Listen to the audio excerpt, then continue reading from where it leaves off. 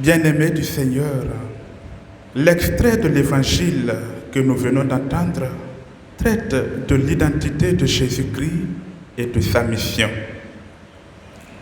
Parlant de son identité, Jésus révèle qu'il est l'envoyé du Père et qu'il est en parfaite communion avec le Père, de sorte que quiconque le voit et croit en lui, voit et croit au Père.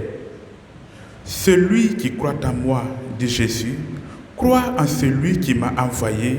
Celui qui me voit, voit celui qui m'a envoyé. De plus, Jésus se révèle comme étant la lumière du monde. Moi qui suis la lumière, je suis venu dans le monde pour que celui qui croit en moi ne demeure pas dans les ténèbres. En effet, comme le dit Saint Jean dans le prologue, Jésus-Christ était la vraie lumière qui éclaire tout homme qui vient en ce monde. Tous les hommes, depuis Adam, n'ont d'autre lumière véritable en dehors du Christ.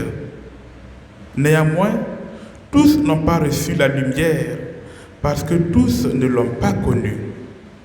De fait, nous voyons que sur le plan naturel, le soleil est la seule source inépuisable de toute lumière sensible pour éclairer tous les êtres, quoique tous ne la voient pas, parce que les uns sont aveugles et que les autres ferment souvent les yeux, préférant les ténèbres volontaires.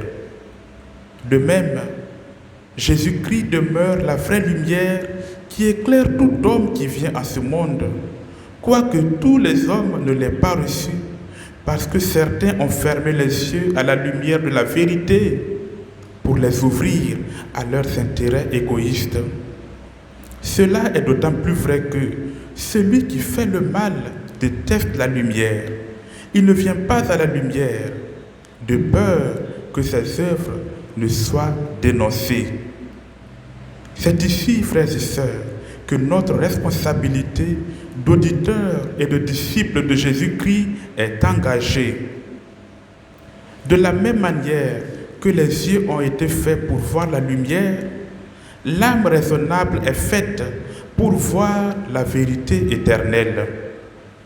Les yeux se nourrissent de la lumière.